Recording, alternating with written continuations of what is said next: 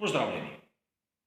Danes se bomo pogovarjali o udarni pnevmatski pištoli v Formuli 1, tistim orodjem, s katerim mehanik privije in odvije kolo pri postanku v boksih.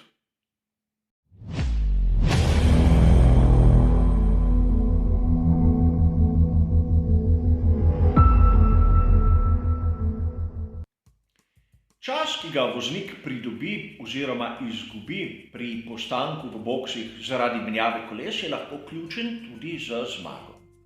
Poenostavljeno povedano, kaj nam pomaga imeti najhitrejši bolid, če se zgodi nekaj nepredvidljivega v boksih in se tako lahko izgubi pol ali celo minuto. In tista udarna pištola, katero ima na razpolago mehanik, je pri tem ključna. Videli smo jo vsi mi že mnogokrat, a marsikdo se sprašuje, kakšne znamke so, kakšne so specifikacije in seveda, zakaj na primer ne uporabljajo električnih.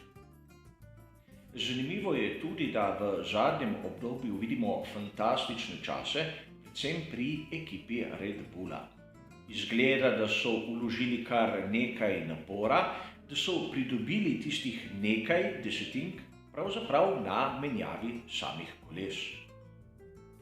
Po svoje je to tudi razumljivo, kajti vkolikor so na progi malce v zaostanku, lahko vsaka desetinka, ki jo pridobijo pri menjavi, šteje, kot sem povedal na začetku.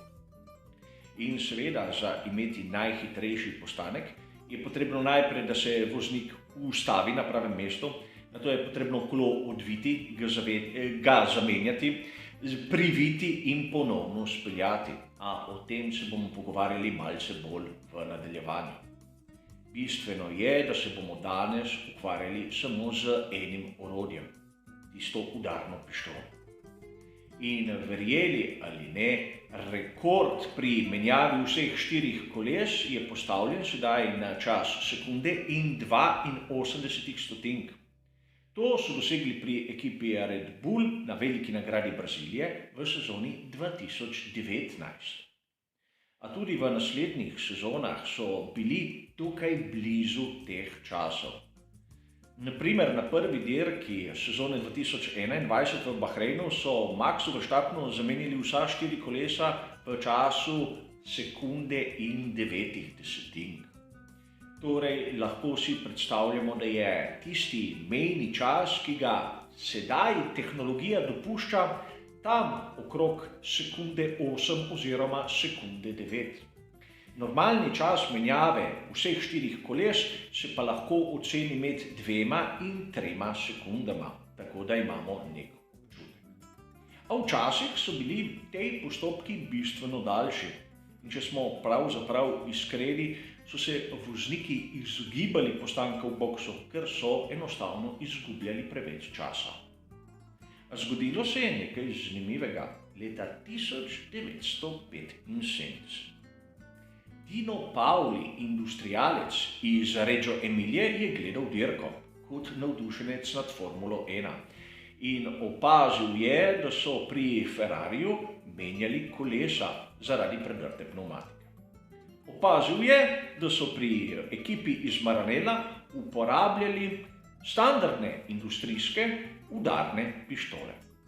Sam je namreč proizvajal prav podobne izdelke. In odločil se je, ker je bil tudi navdušenec nad dirkami, da bo izdelal prav posebno pnevmatsko pištolo, namenjeno samo menjavi koles. Urbana legenda govori, da je poklical sam Dino Pauli direktno Enza Ferrarija in mu ponudil poseben izdelek, napravljen dobesedno specifično za Formulo 1. In od takrat naprej je začelo podjetje Pauli v bistvu izdelovati udarne pištole, namenjene motošportu. Danes so skorajda ne monopolisti na tem področju.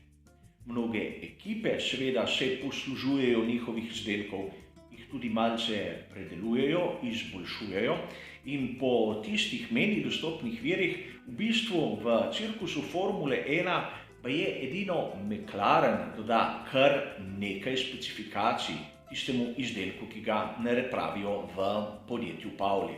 Vsi drugi se več ali manj zadovoljijo s standardnim izdelkom. In priznati vam moram, da ko sem videl specifikacije teh udarnih pištol, sem obnemel. Namreč prvi vir, na katerega sem naletel, je povedal, da je navor, ki so ga sposobne te pištole prenesti na varnostno matico, 3000 Nm. In priznam, da sem poiskal drugi vir, ki mi je potrdil to številko. In da si ne boste mislili, drugi vir je bila uradna stran pravzaprav ekipe McLaren. Torej, podatek lahko rečemo, da celo drži.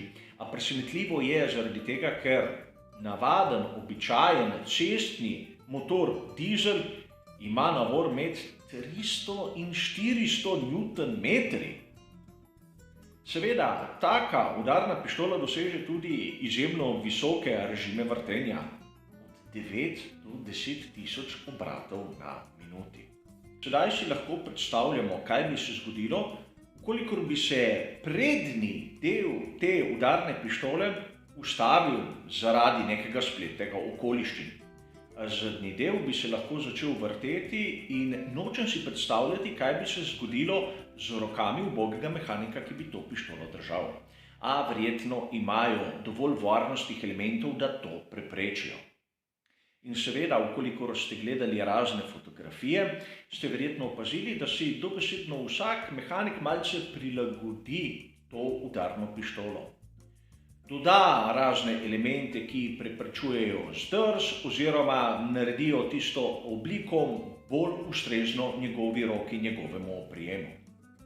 In seveda, mnogokrat ste videli pri postanku, da ima vsak mehanik po 2 pištoli, glavno ter seveda rezervo, ukolikor na glavni bi šlo kaj narobe.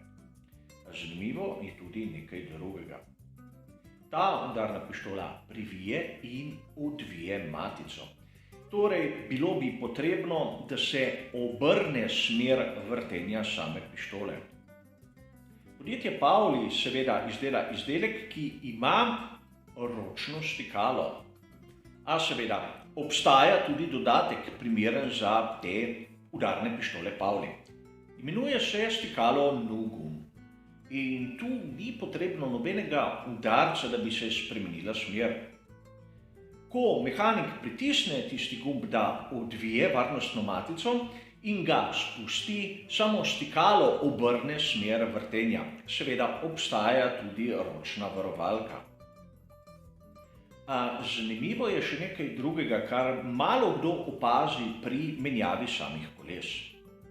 Dobro vam je znano, da varnostna matica je v današnjem svetu Formule 1 pritrjena na samo platišče. A matica kot taka ima tudi varnostni element, ki preprečuje, da bi se odvila in tako dopustila kolesu, da bi pravzaprav odskakljalo po pit laneu oziroma progi. Zato boste mnogokrat videli, da mehanik odvije matico, ampak ne odmakne udarne pištole. Šele oni mehanik, ki sname kolo, praktično da signal svojemu kolegu, da pištolo odmakne.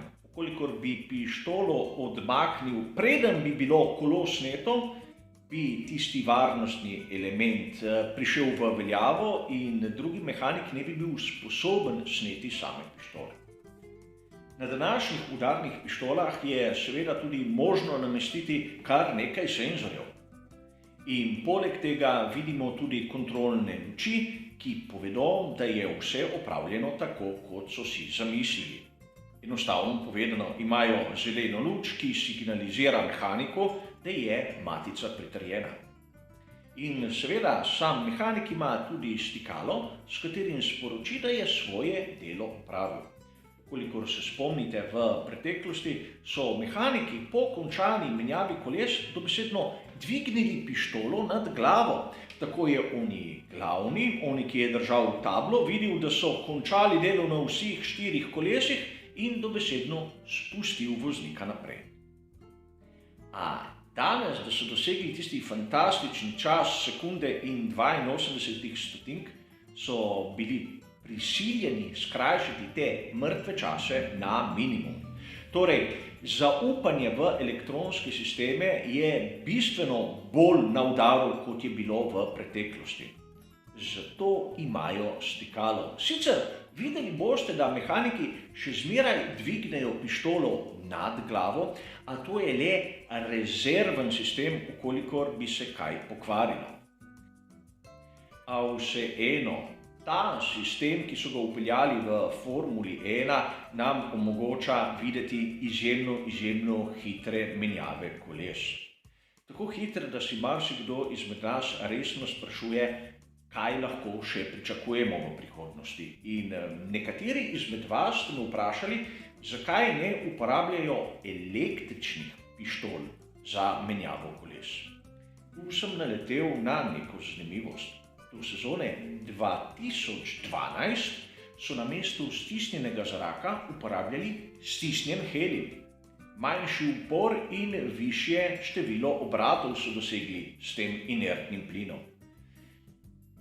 Seveda, potem se je malce poseglo vmes, kajti uporabljati helij za tako zadevo je bilo res malce pretirano in pod pretvezo zmanjševanja stroškov smo zopet prišli na stisnjen zrak.